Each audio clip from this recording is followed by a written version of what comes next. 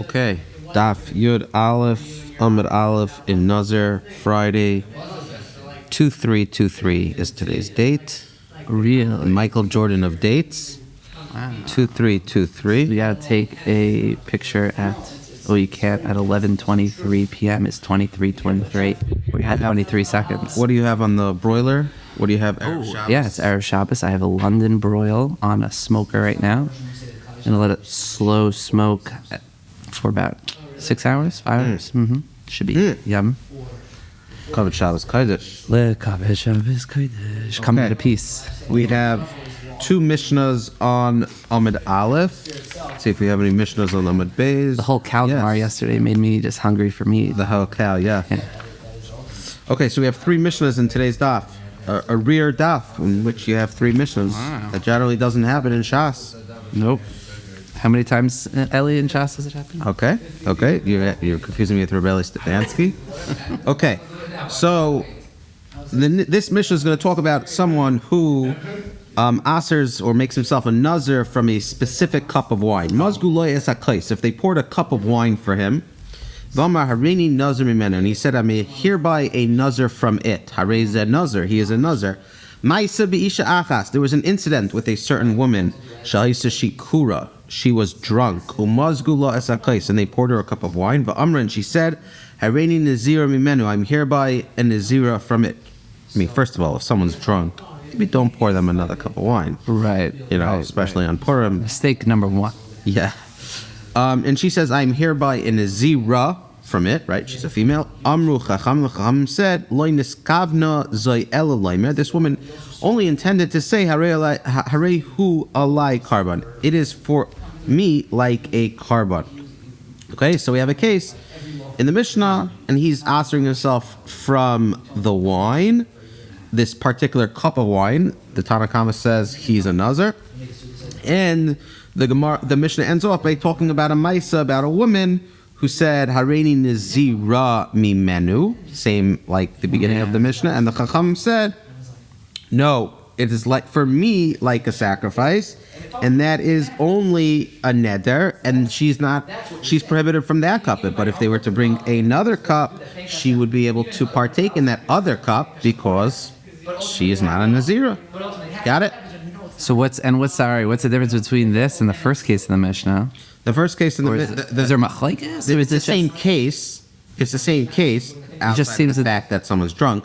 But this idea that someone says, I am a Nazir from this from it, and the other one was also I'm by a Nazira from so it. So it's a machlekes. Oh, it is machlekes. Kama is saying that he is a Nazir. Okay. And here's an incident which says that she's not a Nazira, but she is usher from that cup. Yeah, I'm also wondering if the drunkenness is going to come into play. Like, when someone says something when they're drunk, do we take it at face value? Right, that bothered me as well, because I did take a quick peek at this mission on some other YouTube videos, just to get a feel for it.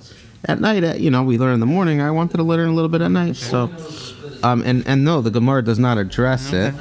I don't know if Places here addresses this. No. But I would imagine the Mefarshim do as well. Question number one for today is, why does the shikr not play a role in this case? Okay, Gemara has an issue that Binyomin pointed out. My solicitor, does the Mishnah bring an incident to contradict the previous statement? Amarta Reish, you said in the Reish Harei Nazir, Bahadatani, and then the Mishnah teaches a Maisa Bisha Achas, Alma Bahayu da Aser, and she was only forbidden to that cup. But other wine is permitted to him. What's going on here? Chasuri Mechsera. There is an interesting component here. Question 2 is, if anyone wants to comment, Chasuri Mechsera is maybe this is Chavrusa Daf, where we go on and then we get people to listen and answer our questions. Like, I know my brother, Reb Avi Langer, right? Yeah. When I have a question, I call him up, and he generally has the answer, or he helps me find the answer. That's nice. So I'm optimistic on yesterday's Daf Yud, where I had two questions. I'm hoping that he sees the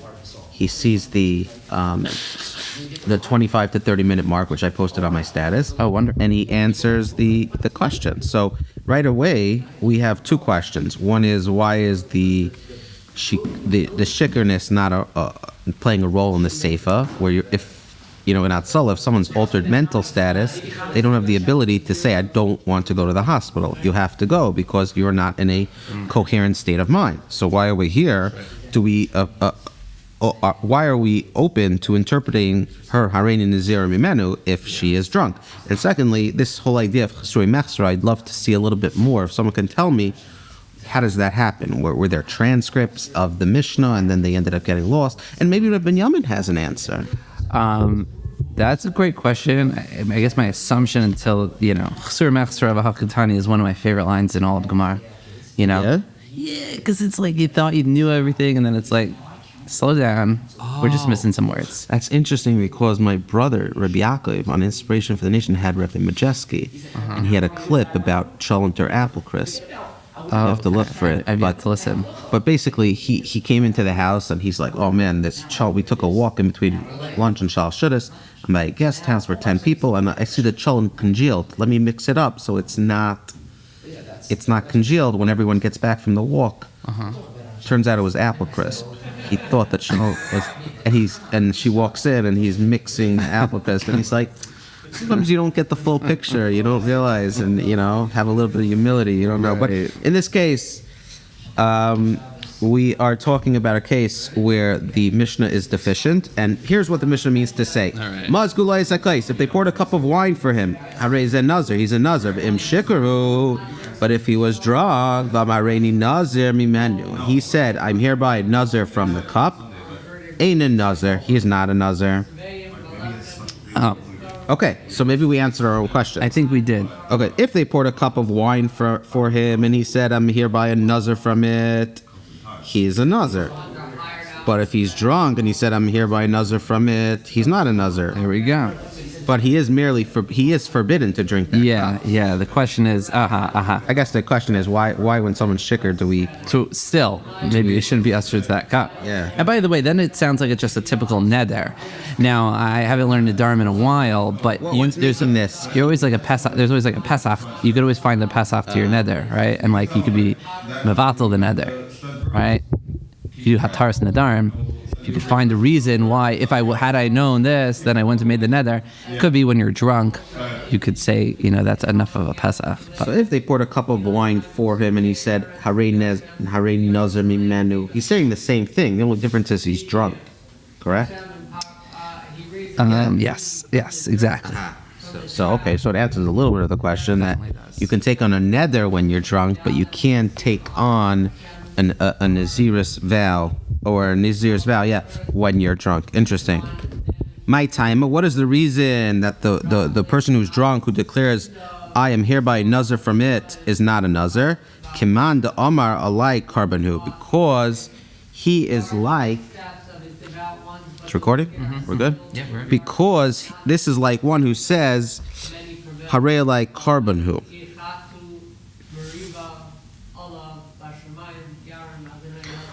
So when someone's a drunk and he says Harei Nazir Mimenu, it's understood to be a neder from that particular. And if you'll say he should have said so, Savar, the answer is the drunk thinks to himself, if I make a neder concerning that specific cup, they're just going to bring me another cup and pester me. It is therefore better that I say that this declaration, I'm hereby a Nazir, which sounds absolute to them, so that they stop offering me more wine.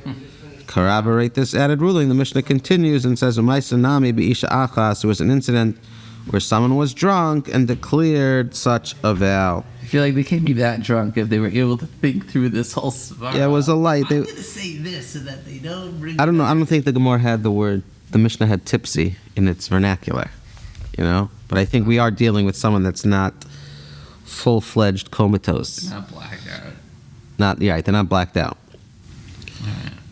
Okay, so in this case, if you say Harei Nazir Mimenu and you're sober, you're a Nazir. If you say Harei Nazir Mimenu and you're drunk, you're also from that cup. And here's because your intention is Harei like carbon. It's like me, like a Maisa. And by the way, here's a case of a woman who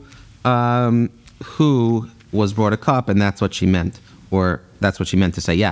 All in all, please do not give wine to minors, nor should you give it to somebody that cannot control their alcohol. Thank you. Stand by. Okay, we did some smart pausing. Let the Hatzalah call run its course. Baruch Hashem, it was not close to me, so that's why. Okay. Hareini Nazir Almanas Shehei Shaise Yayin. If someone says, I'm hereby Nazir, on condition that I will be permitted to drink wine. Okay. Umitam Lamesim, or touching dead people. Hareza Nazir, he is a Nazir. Well, it's not touching, right? You go into the same house. You can also contract tumah that way. So I shouldn't say touching dead people, but contracting tumah from the dead. Hareza Nazir, he's a Nazir. And he's forbidden in all of them. Yeah. Thank you for your stipulation. No, thank you. Yodea ani sheyesh naziris. I know that there is a naziris, he said. And then he says, Aval any yodea nazir asbiyan, but I did not know that a nazir is forbidden wine. Hareza asar. He's nevertheless forbidden wine. So he said initially, if someone said, I think in this case, someone's saying Hareini Nazir. Right. So he's like, okay. And then he goes, by the way, I go to the bar every Tuesday night. I need my wine. And they said, okay, you're still usher from wine. Reb Shimon Matar. Reb Shimon says he's allowed to have wine. No, by the way, he's also not a Nazir. Because I guess Reb Shimon values not just his intent, but his ability to clean up his intent. Mm-hmm. Interesting Mishnah, no? Part of it was Reb Shimon, and I remember there was a Reb Shimon. Yes. I couldn't pinpoint it, but I did then peek later at the bottom of the note. Reb Shimon, if you remember, I didn't, holds that a person has to become a Nazir for all three things. If he excludes one of them, then the Naziris is not Chal. So Tanakama agrees with that. You have to be a Nazir from three things. We just don't listen to your intent afterwards. And we make you a Nazir, and Rabbi Shimon will say, no, you're not a Nazir. Right. Okay. We didn't finish the Mishnah. Oh, more Mishnah. Oh. Buy one, get one. Yoidea anisha Nazir asbiyayin. I knew when declaring myself a Nazir, he says Hareini Nazir, and then he says Yoidea anisha Nazir asbiyayin. I knew that a Nazir is forbidden wine. Aval savar hayisi shacham materially, but I thought the Rabbanan would permit it for me. Because I cannot live without wine. So I knew in this case, he's cleaning up his intent. He's saying, no, I knew good and well, but I thought that the Chachamim will give me like a pass, a green card, something that they know every Tuesday night I go and get my wine fix. I'm part of the wine club. We do a book club and a wine club, and they know that I've not missed a session in 42 years. So give me my wine, Chachamim. Because my parnasa, or whatever, he's part of the Chevra Kadisha. Part of the Chevra Kadisha. He buries the dead. So let me do it. Right? Taisa says he makes a living as a grave digger. Oh, okay, wow. Yeah, you should not become a That's not in Chevra Kadisha. He's getting paid for it. Yeah. The Chevra Kadisha don't get paid? No. Maybe some people in there, but there are volunteers there that do not get paid. Right. But this guy, more specifically, is not just a volunteer. So this is parnasa. This is his parnasa. Hare zeh mutter. He is permitted to do all that. And oh, by the way, he's not a Nazir. Reb Shimon asers it. Wow, turn of events here with Reb Shimon. Rules that he is a Nazir. And the Gemara asks Reb Binyomin's question as to why there's an apparent reversal of the position of Reb Shimon and the Tanakama. Okay, wow. Correct the Gemara. I gotta say, I love the fact that it says I can't live without wine. I mean, our people definitely like that. It definitely there are addictions, yeah. Right. So they didn't explain it. Like by the Kaiver Mesem, okay, you could get it. It's his job, but I mean, there are professional wine tasters, Right.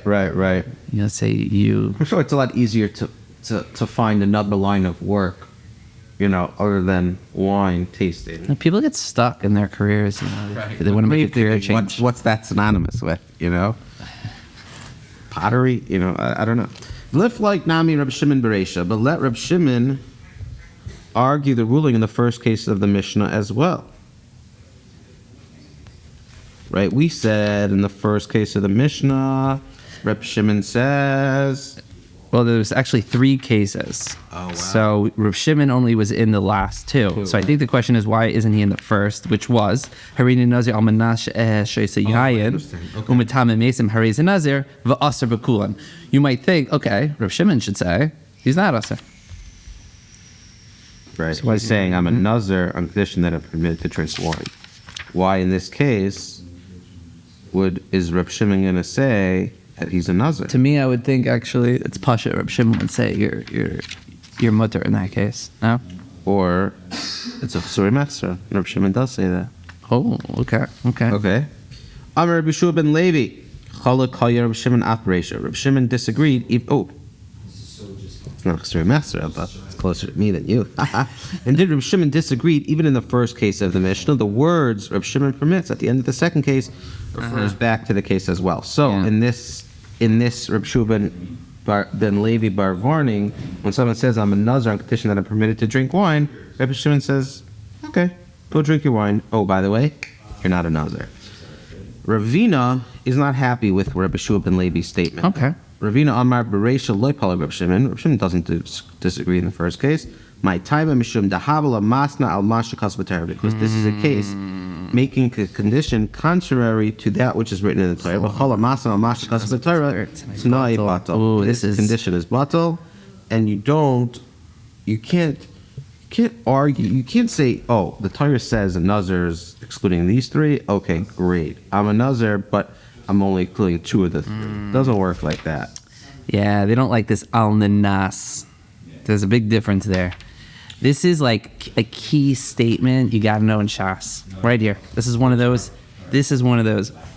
Kol hamasna al mashakasav b'Torah t'nai batal. If you will have walked away from the 11 dafim of Nazir knowing this idea, that's what you should got to know. Yeah, the Torah says you have to wear 4, put tzitzis on a 4-corner garment, and you say, Maned al manas that I don't have to keep tzitzis. Like it doesn't take any weight, doesn't carry any weight because it's a good one. So it's interesting because if you look in the second case, he said I didn't know. And in that case, Reb Shimon says, oh, you didn't know, you're not going to be a Nazir. Right. But when you go up against the Torah intentionally, when you go up according to Ravina, you think you're smarter than what, it's written there. Your condition is going to be void regardless. Yeah. Okay, so I think we have a pretty good question. So I think we got to find out then what Reb Shua ben Levi is going to say. You're going to be a Nazir, right? Okay, Reb Shua ben Levi, that he says that... What response does he have to Ravina's argument of this? The Havlad Master al Masha Kasav B'Torah. Reb Shua ben Levi will tell you, hi, Almanas. This term on condition, chutzdami, is the equivalent of saying except. What does that mean? When you say, when you say Almanas, right? Did he say Almanas? In the ratio, he said Almanas. When you say Almanas, you're really saying except. And when you say except, that is not going against the Torah, because you just want to say that I don't want to take upon all the 3 components of Naziris. You didn't really mean on condition. You meant I want to be a Nazir except for the wine aspect. I want to be a Nazir except for the Tumas Mesam. It's different than on condition, which we already know doesn't take effect. And a condition is, you don't make conditions with the Torah. Right.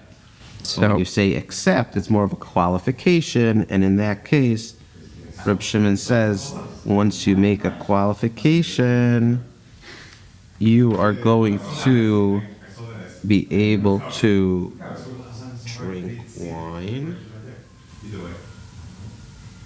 and you're not going to be a Nazir because this qualification does meaning his statement is a good statement, right? Basically he's saying his statement, do we like view this statement and therefore say this Tanai or this exception works? So or not, right? The Tanna Kama says he's a Nazir and he's usher and everything because you can't say I'm a Nas. So says Reb Shimon, according to this Kachutz Dami, this in Reb Shimon Levi, he'll say, yeah, the reason why he's not a Nazir is because he just said a Nazir except from wine, and by saying except from wine, it throws out the whole statement out the window because you need to accept everything. Exactly. Right? Once you take away one of them, you're not a Nazir. Right. And Ravina is saying that, no, if you're going to go up against the Torah, your condition is void, but you're still going to be a Nazir because you've now accepted upon yourself everything. Yeah. That's the Yeah, so basically everyone, Ravina and Rishu and Levi, holds that Kol Masa Mash Kasav Torah tonight Batal. Correct. Just Rishu and Levi will say here, it's not a real manas. Right, correct. Okay, so Ravina, the way we touched up Ravina is that you are making conditions al manas and it's going against the Torah, so therefore it's void. Tanya can say to Ravina, Amar Hareini Nazar al Manas Ehei Shaisa Yayin. I'm hereby Nazar a condition that I'll be permitted to drink wine, umitam l'meisim, or contract tumah from the dead, or is a Nazar. The Asr B'chulan. He's a Nazar and he's forbidden in all of them. In all these Nazar Isurim, Mibnei Shuhumas al Mashkas V'Torah, is making condition to that which is written in the Torah. B'chal Mas al Mashkas V'Torah, T'nai Batal. Wow. You see from this price of point blank that his declaration is understood to contain a condition rather than a qualification. Yeah. And according to him, Ravina, his condition is void, and therefore he is going to be a Nazar. Yep. We learned in the Mishnah, Yedei Anisha Nazar Asu B'Yayin. If someone claims what? I knew when declaring myself that a Nazar is forbidden wine. This is the last case in the Mishnah. And we said, but I thought that the Rabbanan were permitted for me because I can't live without wine, or I need to bury the dead, that's my job. Right? We said the Tanakama holds he is mutter, he is not a Nazar. We do care about that intent. And therefore, if that's what you meant, then you're not going to be a Nazar because it's all or nothing. And Reb Shimon says, no, he's actually a Nazar. Fact the Gemara. I've a Makta Reisha, but you said earlier in the part of the Mishnah the exact opposite. You said that when someone said, I'm a Nazar, but I didn't know that a Nazar is forbidden wine, also that he's forbidden. The Tanakh said, Ashav Shem Matir. So why in this case? Does it seem to be flipped? Outside of him knowing or not knowing, when he said, I'm a Nazar, and I didn't know, the Rabbanan say, you're Asar, Reb Shimon Matir. Reb Shimon holds he's not a Nazar. And in this case, Reb Shimon says he is a Nazar. And Tanakh is also opposite. Emanami, Areza Asar, Reb Shimon Matir. More answers, he is forbidden, but Reb Shimon permits him. Correct the text in the final case to make his ruling consistent the rulings of the sages in the Rishon. Whoa. So we're flipping it. We actually... Right. This is like an ipcha. We're saying that the Tanakh says he's Asar, just like in the middle case of the Mishnah. And Reb Shimon, who says in the middle case that he is allowed to have wine and he's not a Nazar, that's how it would work in the Seifa as well. No ipka. Great. In fact, don't reverse it. And I'll tell you why there is this reverse decision making. Hasam there in the Mishnah's second case, as we flip to Yud Aleph Amid Beis, Reisha in the earlier case of the Mishnah where he claimed that he did not know that a Nazar is forbidden wine, Kigoyin did Nazar Machada. The case in effect is that he vowed Naziris from only one of the Naziris prohibitions. Therefore, according to the Rabbanan, who say that a person is a full-fledged Nazir, Even if he vowed to be a Nazir with respect to just one of the Nazir's prohibitions, have a Nazir v'aser. He is Nazir and forbidden in all that Nazir's prohibits. Right. Rabbi Shimon Damar Ad Sheyazir Mikulam. He has to say everything, and therefore he's mutter. Because he specified one thing that he didn't want, and we already know that Rabbi Shimon would therefore say you're mutter, because you can do all three. On all of them. Up at the safe. Huh? And the Tanakh and the Chacham say that even if you say one, that's enough to make you a full-fledged Nazir. Yeah. But in the Seifa. Okay. This is what we really have to explain. Okay. However, the case of the Mishnah, the Nader Mikulu the Ishla Michada. However, the case at the end of the Mishnah refers to a case in which he vowed Nazir with respect to all the Nazir's prohibitions, and then petitioned the sages from one of them. According to the Chacham, who say that even if someone vows to be a Nazir with respect to just one of the Nazirs, he's a Nazir. When he petitions for release from one of the Naziris, he's permitted. He's released from his vow. That's a declaration of partial Naziris for this is full Naziris. So to an annulment of a part of Naziris, annul the entire Naziris, and that's why you are not going to be Nazir. However, according to Reb Shimon, according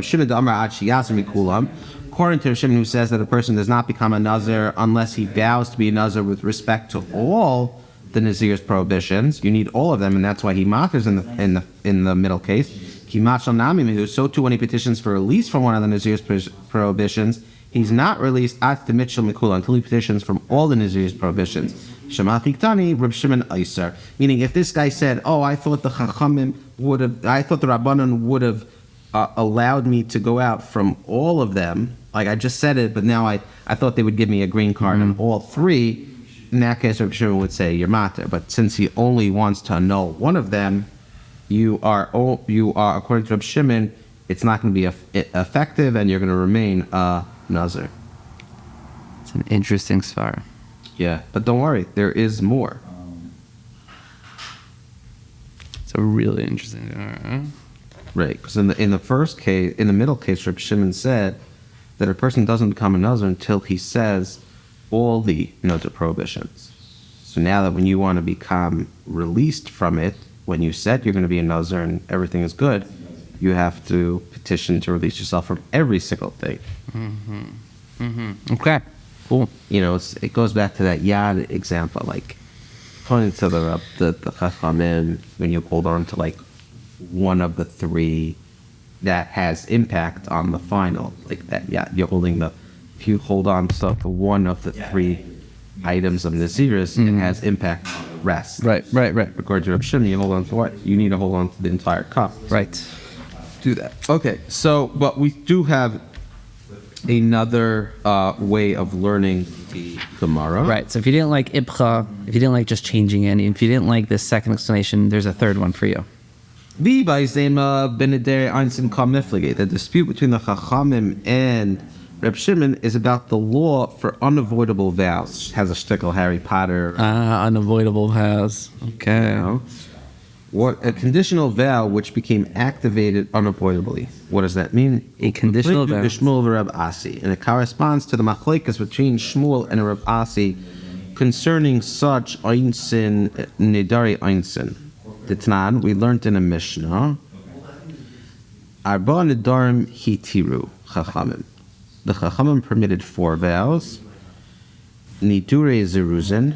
And what are they? One is bargaining vows, nidre havai, exaggerated vows, shigagais, unwitting vows, nidre einasim, and unavoidable vows. Okay. So let's just look at what this Mishnah is. So we're going to take a peek at 5. There's Gemara in the Darm Chaf Amid Beis, where they declared that all vows in these 4 categories are void.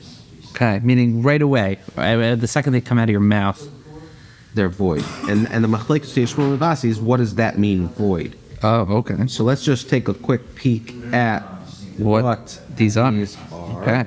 Nidre zeruzin are bargaining vows. These are vows made for bargaining purposes only and not with true intent to create a prohibition. For example, a buyer bids 2 dinars for something and the seller says that he cannot sell for less than 4. To stress that his price is final, the seller vows that a certain loaf of bread will be forbidden to him if he sells below his stated price. Although he appears to be inflexible, it is clear that his posturing is designed to induce the buyer to raise his bid, and the seller does not really mean to forbid the bread. If the sale is eventually concluded for 3 dinars, the seller would have appeared to activated his vow. However, because it is a bargaining vow, the sages voided it. It's a good tip for kosher money. Yeah. There's a whole mindset or a whole conversation around negotiation. Yeah, this would be great for your negotiation bit. You could bring this 2 dinar, 4 dinar. But I understand why it's voided, right? But I think this is the psychology of humans, where it's like, right. You go so far as to make it neder, and the Rabbanan don't even know that it's not counted because you don't mean it. So when a guy tells you, right, I'm sorry, I can't go lower, guess what? He can. Yeah, sometimes he could. Okay, so that's the case of nidure. Every man has his price. Bargaining vows. Now we also said nidre havai. What is a nidre havai? These are vows containing an exaggerated claim, which is obviously not to be taken literally. For example, I'm so excited. A person vows that a loaf of bread should be forbidden for him if he did not see a multitude as large as the Jewish people at their exodus from Egypt. If this were to be taken literally, then unless he saw at least 600,000 people, he would be forbidden to eat the bread. Clearly, however, his words are understood as an exaggerated expression used to connote a large group of people, and therefore the Chachamim voided the vow. It's interesting that they void it. Why not just say, okay, until he sees a large group? Like, he meant large. Whatever possible. No, I get it, but whatever large is, like, not 600,000, but like, if he goes to the Tziyam HaShas, then... No, because, again, his intent is so exaggerated that, like, it's so unlikely to happen that he didn't mean it. So even if it does end up coming true, you don't have that intent, which is we're finding to be so powerful. So that is Nidurei Druzin. How many people do you think you've seen? What's the most amount of Jews? Well, it's a different question. I don't know if we would call Nidrei Havai today when you have the internet and you can see large groups of people. Was that counted? Protest, maybe, it's hard to know what they would say, but different in today's times. Also, with our ability to travel, we can get more people to certain places more easily. So I think just back then they lived closer. Like, they all lived in the same desert back then. And so?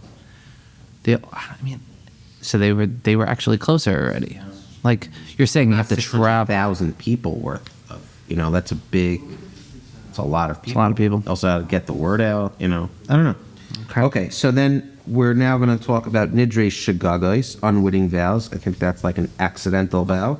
These are vows based on erroneous information or mistaken impression. For example, a person vowed that a certain loaf of bread should be forbidden to him if he ate anything the previous day. At the time of his vow, he mistakenly thought that he had not eaten anything the previous day. Okay. So he did not expect his vow to result in any prohibition. However, in fact, he had eaten, as he later recalls. So he said bread should be forbidden if he ate anything. So he thinks he did eat. No, he doesn't think he ate. He wants the vow to be? No, all these cases, I think they don't want the vow to be. Like, right, in the case of the Chavrusa, the bargaining, he doesn't really want it, but he's trying to make a point. The exaggerated vow is also just trying to exaggerate. Chicago's, he just made a mistake. He didn't think he actually ate yesterday, so when he's like, oh, I didn't eat yesterday, and he's like, oh, shoot, I did. So the person vowed that a certain loaf of bread should be forbidden to him if he ate anything the previous day. At the time of his vow, he mistakenly thought that he had not eaten anything, so therefore the bread would be permitted to him. Right. However, in fact, he had eaten, and therefore it should be usher. Nevertheless, the Chachamim say he had no intention of bringing the vow. And then we also have nidre einasur, unavoidable vows. These are vows made on some condition, and the condition is then fulfilled through some unavoidable and uncontrollable circumstance. It is assumed that the person never intended the condition to be operative under such circumstances. For example, a person vowed to his friend, my property is forbidden to you for benefit if you do not attend my banquet. If a person fails to attend due to negligence, the vow will be activated. Right. However, if he planned to attend, but a sudden storm flooded the roads, making access impossible. It became ill and could not travel. The condition has been fulfilled unavoidably, not by design or choice. It is assumed that the activating condition was not intended to include such unavoidable circumstances, and therefore the Chacham annulled the vow. So in all these four cases, so we have a Mishnah, right? That's really cool. We have a Mishnah, and now let's talk about what the machlokes is as it relates to this Mishnah. Amar Rabbi Yehuda, Amar Rabbi Asi, and Rabbi Yehuda said in the name of Rabbi Asi, Arba Nadarm halalu tzrichin she'elu l'chachamim. These four vows require petition for their release to be addressed to the sages before they are permitted. They don't just annul the vow. Oh, okay. You actually have to come to them and make your case. You have to request a release.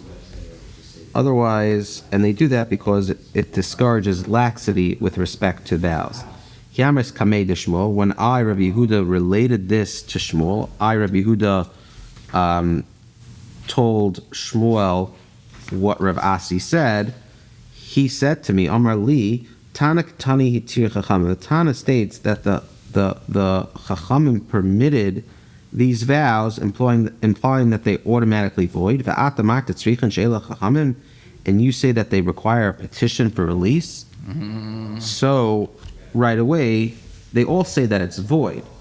The question is whether or not you need release. The Tana Shmuel says it's void. Now you, Rabbi Yehuda, in the name of Rabbi Asi, are going to come and say there's a stipulation here that you need to require the release. Let's see how that can be explained to our machlokes of the Tanakama and Reb Shimon. Okay. Rabbanan Savi Kishmuel. The Rabbanan, the Tanakama of our Mishnah, hold like Shmuel that he is not a Nazir. Right? Our Mishnah, right? What was our Mishnah? What question were we trying to answer? That there's that the difference between a case in the last 2 and case, right? 3, no, both cases, like why the reverse decisions in our Mishnah? We're going by the revert. Why Right, it's it's Disney by Yisema, right? Okay. So we have this question in our Mishnah, or on our Mishnah, where if someone says in the second case, in the middle case, I know that there is a Nazirus, but I did not know that a Nazir is forbidden wine. In that case, you're Asr. In that case, according to the Tanakama, you're Asr. And in the third case, if someone says, I thought the Rabbanan would permit it for me because I can't live without wine, we said that Chum say that you're mutter, that he's not a Nazir, right? So they hold like Shmuel because you don't need to then get by. And, if that's what you meant, because that's what you said. That we don't need the case of the reason is a nidre einstein. That's what it is. Okay. It's an unavoidable neder. I don't know. I don't know if that's Yeah, that's it. The vow in the last case of the Mishnah is understood to be a kind of unavoidable vow, and therefore it's mutter right away. You don't have to go to the Chacham to ask she'ela to ask for this release. Rabbanan would permit it for me. So therefore, what? In that case, he's not a Nazir because we take into account what you said, and what you said voids the entire... Voids it, right. Voids it, and we hold Like Shmuel, right. According to Shmuel, right. But Reb Shimon holds like Reb Asi that what? That you need... that a person must practice Nazirus until he petitions a sage for release from his vow, and that's why in our Mishnah, Shimon says it's Aser and it's a Nazir because he needs to go and get. So it's funny, Rav Shimon Iser doesn't really just mean Iser. He could go and get it petitioned to get it released. He just has to do that. Yes, correct. He's a Nazir until he petitions a sage for annulment. Beautiful. All right. Okay, I'll take away the next Mishnah, Reb Binyomin. Okay, well, here we go. Arena Nazir. V'olai legaleach Nazir. I'm a Nazir, and I want to, it is coming upon me, to provide the sacrifices for Nazir to shave his head. Okay, I'm a Nazir, and I'm also going to cut a guy's hair. No, I'm going to provide the karbanis for another Nazir. Yeah, it doesn't say I guess karbanis. you need to bring the karbanis. It doesn't say that, but Our skull. When a Nazir shaves his head, right before that, or a conjunction, okay, the person adopts two obligations. Oh, okay. I get what it means. Meaning, Hari Nazir, I am a Nazir. One thing. V'alai, and it is on me. So he's obviously accepting something. Ligalech Nazir, to cut the Nazir's head. It doesn't mean actually to cut his hair. It's referring to the sacrifices that he's going to have when he's permitted to cut his hair. And he heard his friends saying, "V'ani," and I also. V'alai ligalech Nazir. So they each kind of are basically want to do the same thing. Me too, right? Im hayu pikrim, if they are smart people, megalchin zeh, they should just, help each other out and cut each other's hair. V'im lav megalchin nazir machirim, then they must provide for shaving for other nazirim. Oh, because they didn't specify which exact Nazir they're going to provide for. Yeah, I'm not sure why is it smart to do it for each other as opposed to doing it for other. Shell out the kasef of paying for that carbon. Oh, because they already have to do their own. If I give you someone shachmanis and you else. give me shachmanis, we're yay to the mitzvah, right? Yeah. So, but if you give him shachmanis, I don't know, bad shachmanis, try to make Masechtas Purim into this. Oh, yeah, we're like 32 days out, right? So if someone says, I'm here by a Nazir and it is incumbent upon me to provide the karbanis for a Nazir to shave his head, and his friend heard him and said, I also, upon me, I'm going to give the karbanis to a random Nazir to shave his head. Im hayu piftim, if they're clever, they're going to provide shaving one another, meaning they're going to provide the karbanis to each. Because if you... They are making, because they're doing it for themselves and for one other person. Correct. But if I then get a gift of a carbon, That's fine. Right. So if they were smart, they would give it to each other and cancel each other out. Smith is just trying to give us good advice here. Right. Okay, I'll take it. Okay, see the Gemara, shall we? Yeah, go ahead. Okay. In the Mishnah's case, the friend said more than just "and I." He added that he too takes upon himself the obligation to provide the karbanas needed for a Nazir to shave his head. So now, the Gemara investigates what this halacha would be had he simply said, "and I." Let's say he just said, "Va'ani." Because if he says, and I, and it's going on everything the guy said, already includes this idea. Okay, good question. Yeah. So what, it does it? Or if it does include it, and then he says additionally, and I'm going to bring a carbon, he has to bring two. He has to shell out two. Eli Langer just asked the question of the Gemara that was asked 2,000 years ago. You can take a peek, but go ahead. Ibailu, Shama Chaver va'amar va'ani mahu, va'ani akule dibura mashma. Does this word ani refer to the entire declaration? Basically that he's a Nazir and he has to bring the karbanas for someone else? Oidama apalgi de dibura mashma. Or maybe it's only on part of what he declared. So now, if you say that it refers to only part of the declaration, so which part? You're going to split his words. Which part? Is it the first Aresha? Seifa? Is it the first part where it was his Naziris, or is the last part that he has to provide a karbanas for a Nazir? Good question. Tashima. So let's bring a raya from our Mishnah. Why? Because it says va'ani va'alai legalech nazir im hayu peklim megalchen zeh. That's what the Mishnah said. So midika amar va'ani va'alai, from the fact that the Mishnah says that he says and I as well as on me, shma mina va'ani apalgi didibur. You learn that and I alone refers to only part of the declaration. So first of all, it answers the first question that if you just say ani, it doesn't go on the whole thing. That we do say apali, we do say we split the words. So now we have to, I guess the next question is, okay, but which one? So Amri, in apali dibur mashi, you're right. This is a good raya that we hold that you split the declaration, but miu aresha yaseva. But does it revert to the first part of the second part?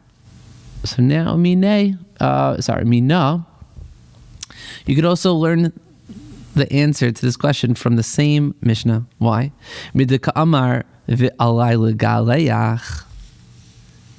Since he says, and is on me to bring the karbanos to shave his head, shema mina, va'ani al techilas dibura mashma.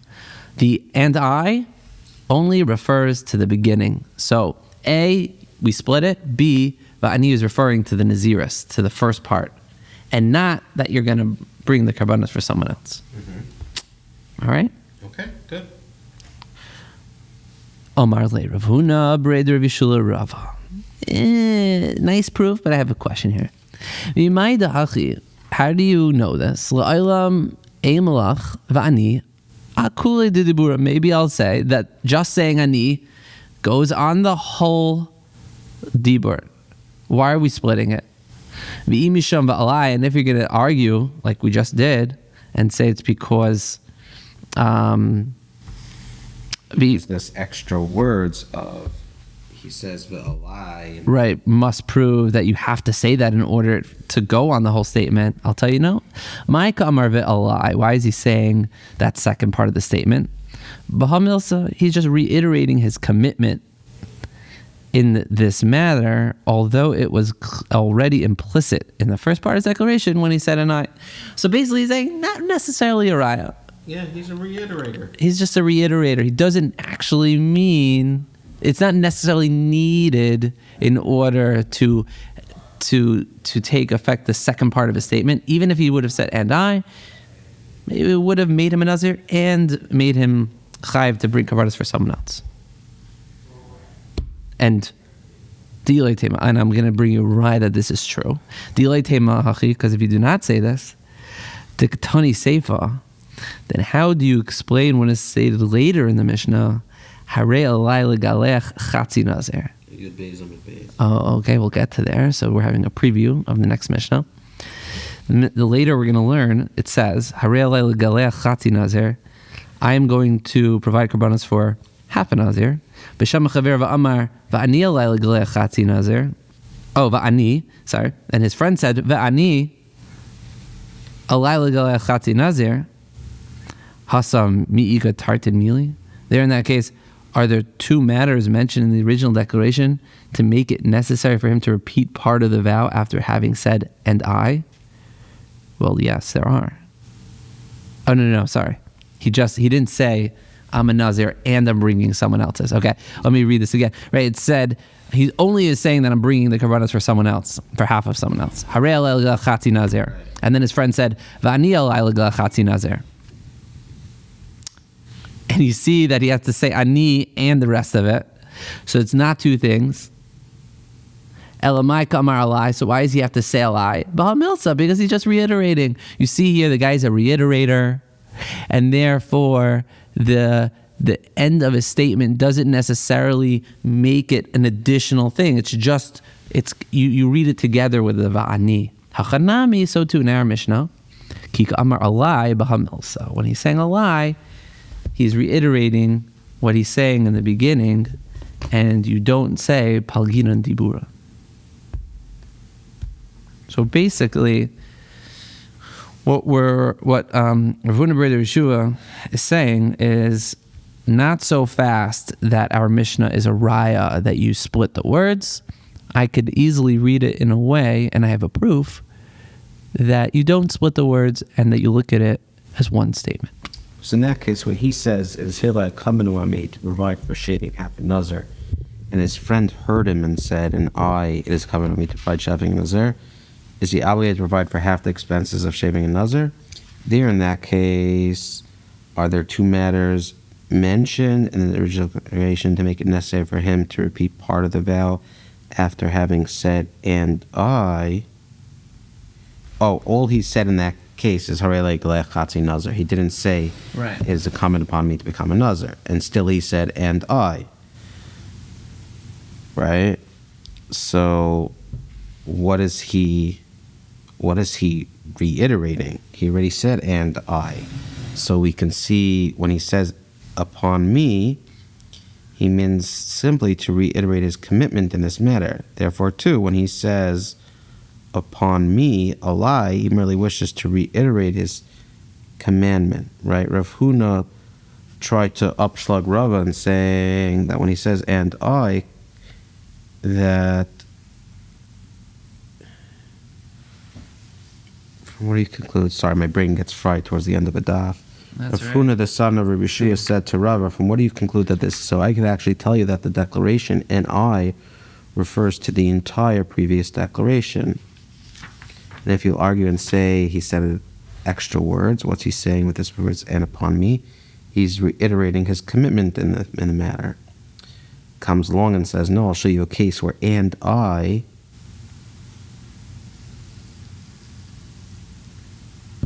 there you wanted to say that and I is the entire previous declaration. It's two things. So why over here when he said and I,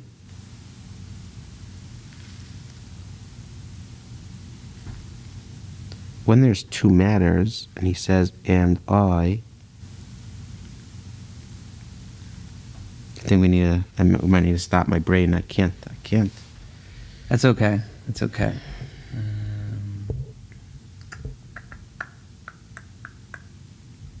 Maybe fresh. I need a fresh brain for this.